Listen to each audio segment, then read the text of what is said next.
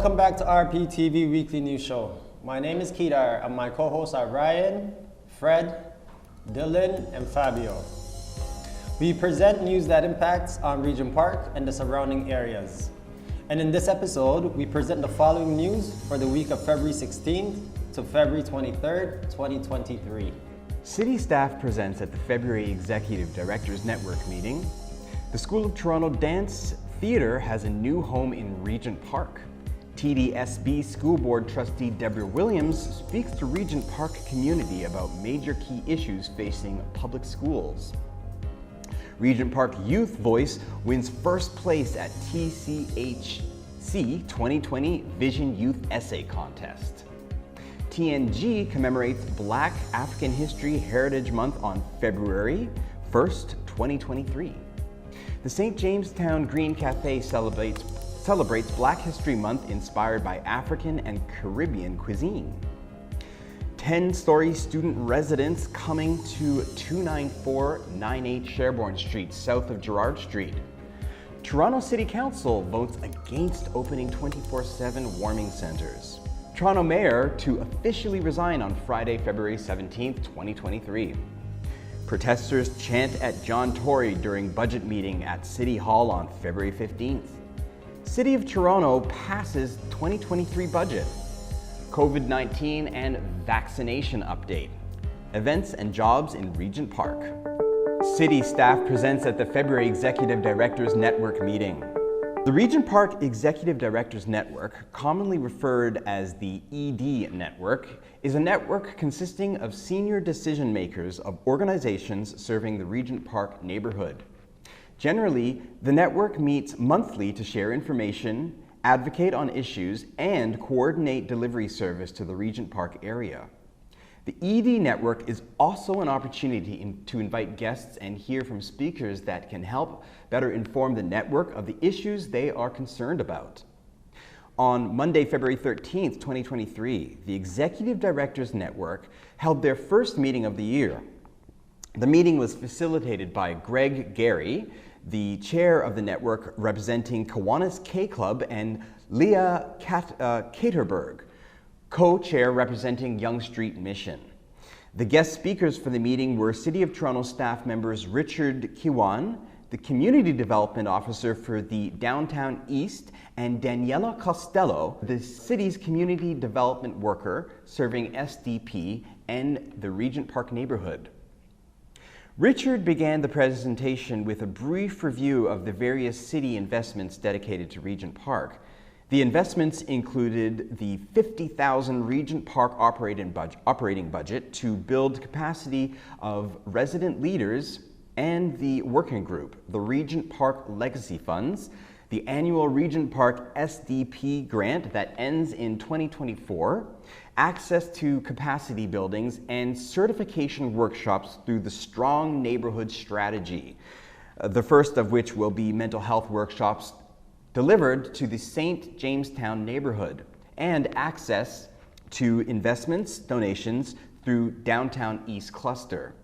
Following a top-level overview of the investments, Richard went on to talk about his and Daniela areas of responsibility. Along with the TCHC ongoing revitalization and community benefits network, much of their work revolves around the SDP. So the TCHC ongoing revitalization, SDP, CBA partnership, that's myself.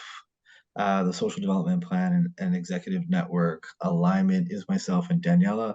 And that's really one of the reasons why we're here today, is to really look at how we can align ourselves with the SDP and the executive network.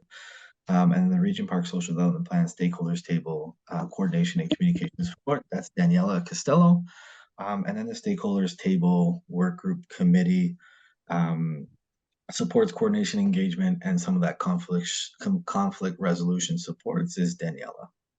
According to Richard, one of the reasons for presenting today was to talk about the ED network's alignment with the SDP, which is another area that falls under their responsibilities. Richard let the ED network table know that he is looking at developing an appendix of the in-kind supports that agencies are offering to the SDP that he intends to have profiled on the City of Toronto website. He also wants to work with the ED network table to identify areas of support or knowledge hubs that agencies can offer to the SDP, such as staff trainings that SDP members can participate in to build up their capacity under the area of community building and outreach. Richard would like to explore how agencies in ED network can connect with their clients and bring them into the SDP, as well as how the SDP can bring community members into the agencies of the ED network. Finally, Richard is interested in doing a year-end investment report to show the great work the agencies are doing to support the SDP. Finally, under area called strategic staffing, Richard would like to see how agency staff can support SDP and lend their expertise to various working groups that make up the SDP. There is an employment program. How do we connect that employment program to the SDP table and then the SDP table to back to the organization? So one of the things that we really want to talk about is the strategic staffing and placing staff on tables that have expertise in that area. So if you have a staff that's sitting at the table for, say, 30 hours a week, would it be possible to look at having two staff and separating them into their strategic places or within the SDP network? So that's something that we'd like to ask the table if that's a possibility. Especially with the employment supports, the safety, if it's safety, maybe having a youth worker sit at the safety table.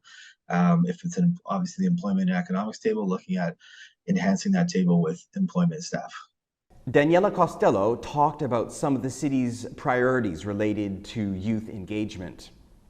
Daniela spoke about the $250,000 Chris Billinger Fund that was allocated to youth projects in Regent Park. The city engaged Regent Park youth in reviewing the projects for funding. Daniela presented on the goal of developing the capacities of these and other youth to take on leadership positions within the SDP.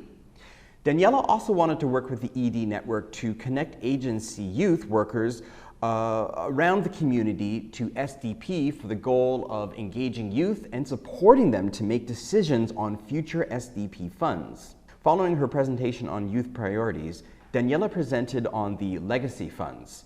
She began with providing a brief background. Presently, the funds are held in trust with the City of Toronto and are dedicated to community events and developing capacity building among residents in Regent Park. Daniela is looking for an agency trustee to oversee the fund's disbursement, monitoring and reporting, as well as training residents. The School of Toronto Dance Theatre has a new home in Regent Park. The School of Toronto Dance Theatre will open its very own space in the heart of Regent Park this spring. After 45 years of calling Winchester Street Theatre their home, the school will be moving in May to Studio 130 of the Daniel Spectrum building. The special announcement was recently published on the school's website, stating that our departure from Winchester Street Theatre opens up opportunities for dance organizations and independent artists from the dance community to have greater access to the facilities. At Daniel Spectrum, the school will provide both entry-level and specialized dance classes and workshops. It will also uplift, inspire, and share the joy of learning with partner communities and support the professional sector throughout the residencies and affordable short-term studio rentals. Artscape Daniel Spectrum welcomed the School of Dance to Regent Park neighborhood, stating that the school was selected on their impressive submission, outlining how their practice creates ample possibilities for dancers in Canada, a theme that is directly in line with Artscape's mission, which is to enable artists and help them thrive. T.D.S.B School Board Trustee Deborah Williams speaks to Regent Park Community about major key issues facing public schools. In a wide-ranging interview, Deborah Williams, the new T.D.S.B School Board Trustee for University Rosedale and Toronto Centre, visited Focus Media Arts Centre at the Daniel Spectrum building in Regent Park. She was interviewed about several topics and key issues that public schools are facing in the early part of 2023, such as youth violence at schools, long-term plans and policies to curb and stem the presence of violence at public schools, program updates, and new initiatives to improve student success. Deborah Williams is the successor of former T.D.S.B school board trustee for wards 10 and 13, Chris Moyse. She was also his campaign ally during the Ontario municipal elections in October 24th, 2022. RPT reporter Kedar Ahmed interviewed Deborah Williams. Let's hear what she had to say. I'm so honored to have been elected as the school board trustee for T.D.S.B Ward 10, Toronto Centre at University Rosedale.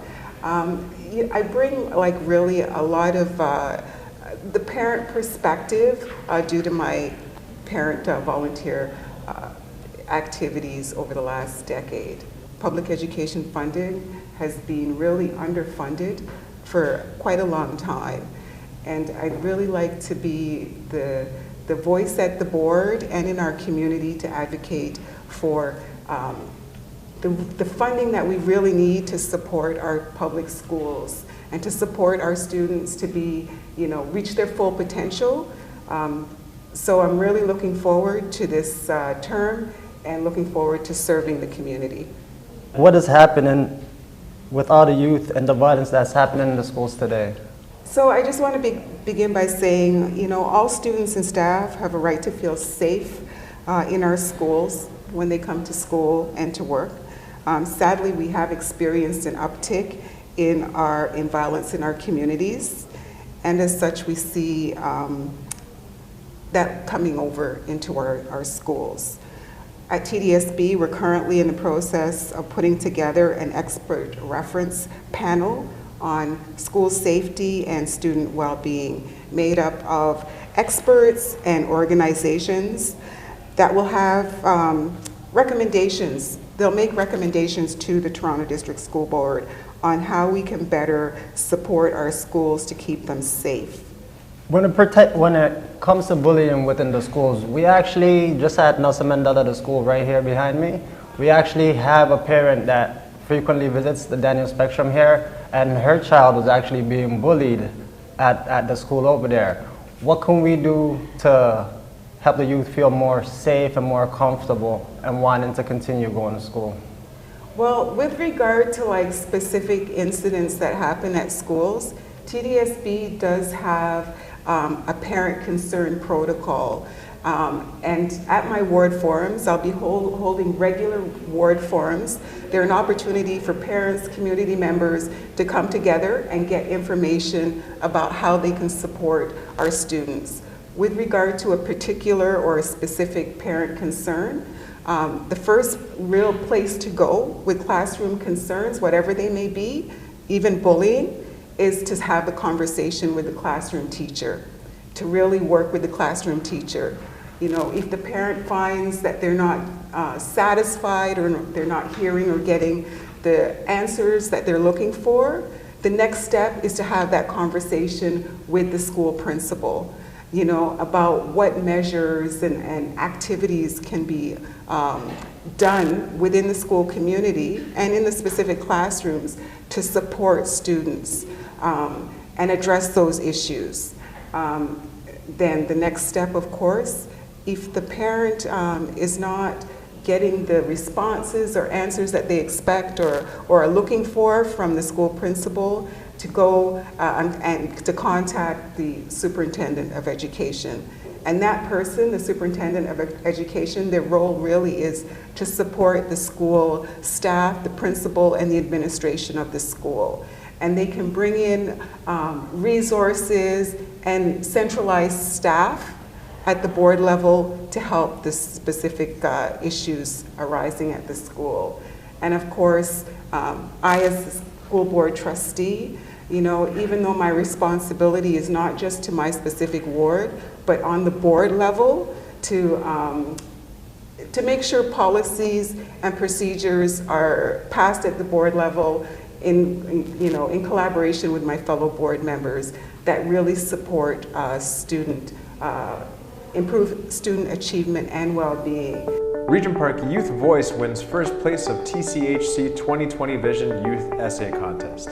In celebration of Toronto Community Housing Corporation's 20th anniversary, TCHC launched an essay contest asking for youth from across Toronto to share their perspectives and how they envision TCHC's future goal as a social housing provider. Youth essayists were asked to write about the strengths in their community and how they might solve some of those challenges. Recently, TCHC announced the winners of the contest and congratulated them for their essays, which provided inspiration and perspectives for the organization as TCHC engages tenants in the future. The first place winner was Noshin Ula from Regent Park. The second place winner is Ahmed Adan from Lawrence Heights. And the third place winner is Rita Ahmed from Alexandria Park. The first place winner, Noshin Ula, is currently a third-year law student at the Lincoln Alexander School of Law at Toronto Metropolitan University. She's a longtime resident of Regent Park and has witnessed firsthand the shifting tides and changes brought on by the revitalization. Through local programming, she's been able to engage with help to persevere and curate oral histories of community members. She enjoys spending her time reading and writing, and she aspires to create meaningful difference by contributing to developments in research, policy, and social change. To learn more about our winners and to read their winning submissions, visit https://stories.torontohousing.ca/. TNG commemorates Black African History Heritage Month on February the 1st, 2023. On February 1st, 2023, TNG commemorated and celebrated the start of Black African History Heritage Month with a very special in-person event at the Central Neighborhood House. The event included music, drumming, TNGCS Traveling Museum, delicious food, panel discussion on Black resistance in Canada with Janelle Skirt, Anthony Morgan, Floydine Charles Friedel, Jacqueline St. Kitts, and moderated by Amina Yassin Omar. My name is Mona Hassan, and I'm a youth outreach worker at the neighborhood group Community Services. During that evening, we commemorated and we celebrated Black History Month. We had music, food, panelists, and we also had something very special. We had what's called a traveling museum, which were billboards, okay, that highlighted individual people of African descent and their accomplishments in Canada.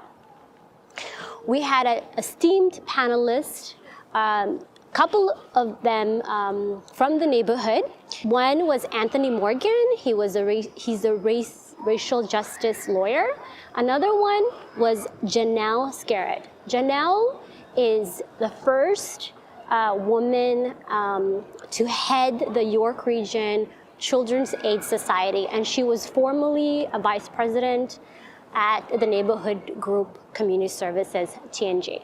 So we're really lucky to have those panelists that evening. They spoke at length, and they also took questions from the audience. And the audience included volunteers, residents, community members, guests, and others, including City Councillor Chris Moyes, who also spoke at the event. We had young artists and performers, young youth artists and performers who sang for us, and also one in particular who sang the national anthem and also the African national anthem. The St. Jamestown Green Café celebrates Black History Month inspired by African and Caribbean cuisine. For the entire month of February, the Green Café, located at 240 Wesley Street East, is creating vegetarian dishes inspired by African and Caribbean cuisine. This initiative has been led by the Black community in St. Jamestown neighborhood to celebrate Black History Month. St. Jamestown Green Café offers affordable, hot, fresh, healthy vegetarian meals like $5 a combo, dine-in, take-out every Tuesday and Thursday from 12 to 4 p.m. Join the Green Café experience different cultures and flavors with refreshing meals and fun conversations. RPTV News visited the Green Café on Valentine's Day to join the Black History Month celebration and chat with the members of the community. Well, today we're at a Green Cafe. It's my first time helping out actually. The dish that we have today is a Tanzanian dish. I'm not too familiar with it, but it's very good. Yeah, I helped out in the kitchen, so yeah. My name is Unique. I'm a resident of the St. Jamestown neighborhood, and my background is Jamaican. Both my parents from Jamaica, my family. I'm the only one that was privileged enough to be born here in Canada. I think programs like this are important because it brings the community together. And if it's like one meal at a time, you always get someone who comes in and is really like grateful or thankful for having the chance to have a meal for very cheap and a good healthy meal too. And I feel that's important to have healthy meals for the community.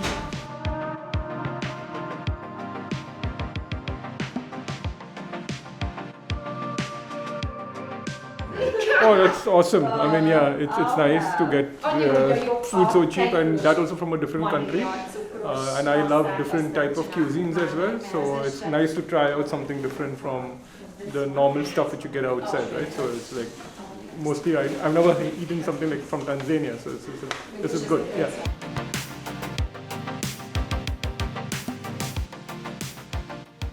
Well, I just discovered it last week, actually. This is my third time. And it just seemed quite interesting being Black History Month and the way, we get to introduce different foods and different cultural aspects to my 4-year-old. So we took him here and he tasted the Sudanese and the Ethiopian the other week.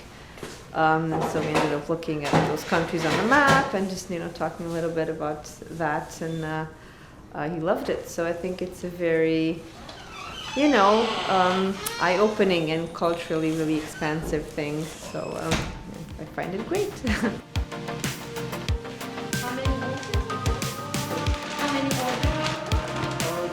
Okay. Yeah.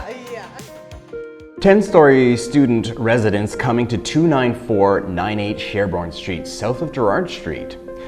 Recently, downtown residents of Ward 13 got their first glimpse of a 10-story student residence at 29498 Sherbourne Street, just south of Gerard Street. The building, to serve students of Toronto's Metropolitan University, formerly Ryerson, will be built by MPI Group Incorporated. The panel of urban planners unveiled conceptual drawings for the residence, which is to include 153 rooms and 178 beds with single and shared occupancy. Students at the meeting called upon city, all levels of government, to partner with universities and the nonprofit sector to build more affordable student housing. The students attending the meeting felt that the 10 stories would not be enough to meet demand and encourage the type of residential growth outlined in the T.O core plan, a 25-year plan that aims to increase intensification and meet targets for job and population growth downtown by 2041. Toronto City Council votes against opening 24/7 warming centres. Warming centres will continue to be open only when an extreme cold weather alert is issued at -15 degrees Celsius or below. Toronto City Councillors voted to reject the Board of Health's recommendation to opening warming centres 24 hours a day, 7 days a week. In January, the Board of Health passed a motion urging City Council to provide around-the-clock access to warming centres for people living on the street. To put a comprehensive system in place in the City of Toronto with respect to warming centres, we don't, first of all, have the personnel resources to put in place. The financial resources that has been expressed that it will cost each facility, each center will cost about $400,000 to implement. We don't have those funds, and so the necessity of getting funding for an expansion in the program requires us as we are always required to do, which we loathe to do, which is to go to the province and the feds to ask for more resources. Crisis is so important because if you live in this city, if you ride transit, if you use our public services, if you've been listening, then you will know that there is a crisis of homelessness in Toronto, and we have to name it and we have to act on it. And today, right now, this council decided not to act on it, and 24/7 warming spaces in the city will not be available to people, and we're going to be putting people's safety, health, and lives at risk. As a result of the vote, warming centers will continue to open only when the city's medical officer of health issues an extreme cold weather alert.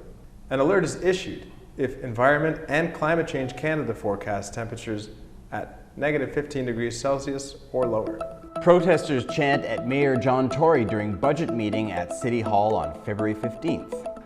A council debated the city's $16 billion budget. A city council debated the city's $16 billion budget. Chaos broke out on Wednesday morning, February 15th, with protesters booing and shouting at Tory as he attempted to begin his remarks, disrupting the session 3 times and causing it to be paused twice to clear the council chambers. John Tory was loudly booed by protesters who chanted, "House the homeless, feed the poor, kick John Tory out the door." Speaker Francis Nunziata immediately halted the proceedings.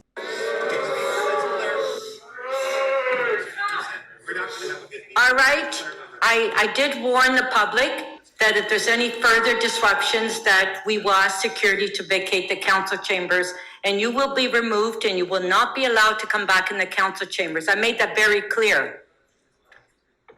Mayor Tory. Speaker, thank you. Before I begin, I wanted to assure the members of council that I consulted Michael on how he wanted this to proceed in the circumstances. Okay. Okay. More chants erupted from the protesters, angry with the considerable Toronto police budget boost.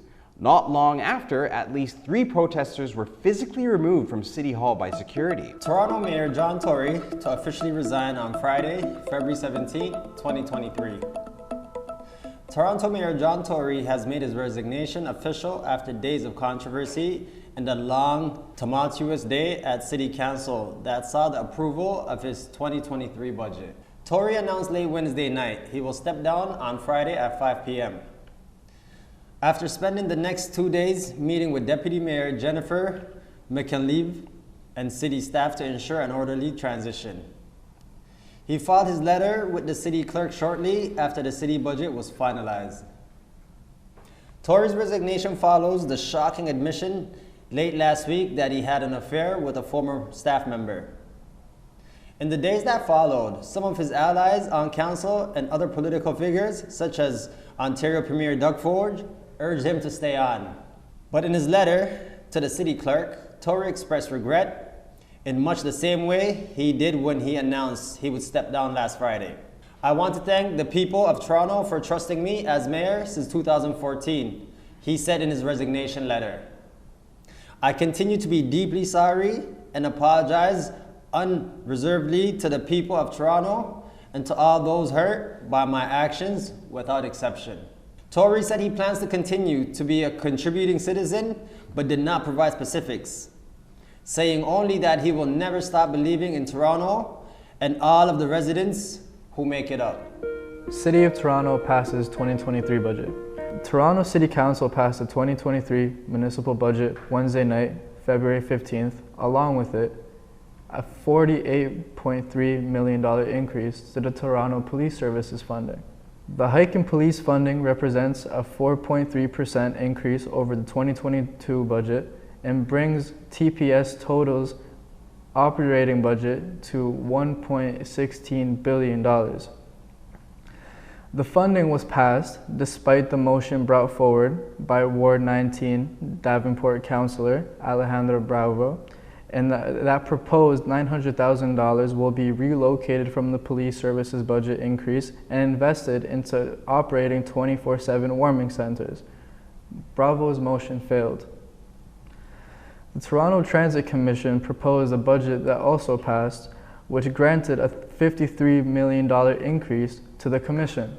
Council adopted the 5.5% property tax hike and the 1.5% increase in the city building levy. Shortly after the budget passed, Tory gave notice to the city clerk that he would not veto any part of it and tendered his registration, which will go into an effect Friday at 5 p.m. For more information about Toronto's budget, it's available on the city's 2023 budget webpage. COVID-19 and vaccination update. Did you get the winter COVID-19 booster yet? The bivalent vaccine is now available for all residents 5+, and recommended for everyone who hasn't received a booster on 2022. Book an appointment at toronto.ca/COVID-19. You can get boosted at least 6 months after the last COVID-19 dose or infection and at least 3 months if a high risk of severe illness from COVID-19. Vaccine and wellness clinics in the neighborhood. Wellness clinic at 200 Wesley Street East, The Corner, Tuesday from 1:30 p.m. to 7:30 p.m. and walk-ins are welcome. Cold, flu, COVID-19 testing and treatment clinic at 40 Oak Street, Regent Park, CHC, every Wednesday from 3 p.m. to 6 p.m. and Thursday from 1 p.m. to 6 p.m. Vaccine clinic at the 519. Get your COVID-19 and flu shots on Wednesdays from 3 to 6 p.m. For more information, contact community at the519.org. And now Kedar has events and jobs in the community. Center for Social Innovation. What's Next Fest? Local vendors, family portraits, zero proof bar, Dream Center, Eats Community Visions mural, dance floor. CSI, couldn't leave without a party. CSI Community Living Room, February 23rd, 2023, 3 o'clock to 10 o'clock p.m. Come join us at the Daniel Spectrum, 558 Dundas Street East. Come dance with us Wednesdays from 3 to 4 p.m. As a part of our weekly exercise class, Dancing with Parkinson's will be sharing the joy and benefits of dance and movement. All abilities are welcome. Black History Month. Join us for performances from local talent, community discussions, workshops, food, and opportunity to take your professional headshots and more. Saturday, February 25th, 2023, from 2:30 to 5:30 p.m.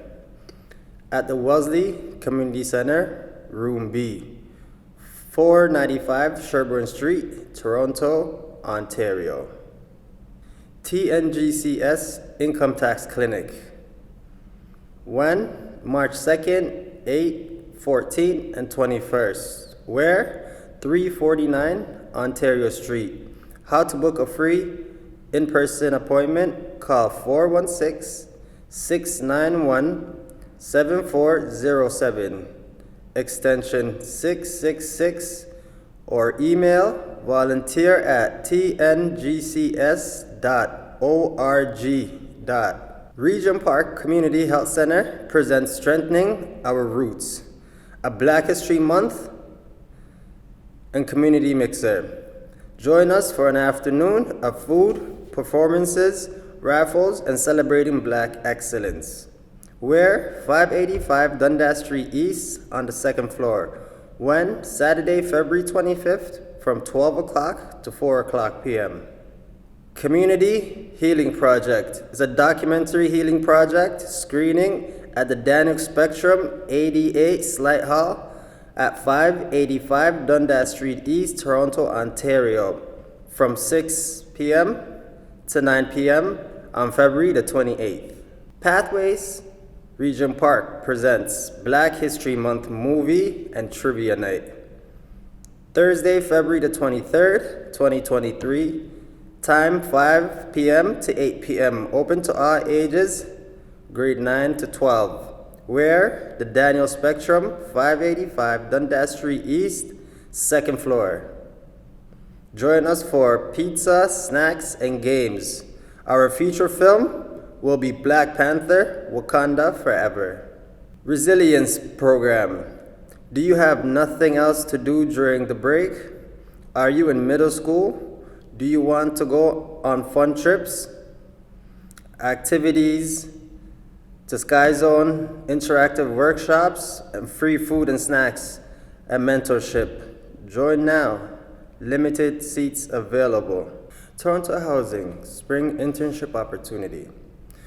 We are looking to hire for 13 weeks across our organization. Apply today at torontohousing.ca/internships. And that's all for today's show. My name is Fred, and my co-hosts are Ryan, Kedar, Dylan, and Fabio. And we'd like to thank our team of researchers that contributed for this week's show. And for more studios at Focus Media Arts Center, thanks for watching, and see you next week.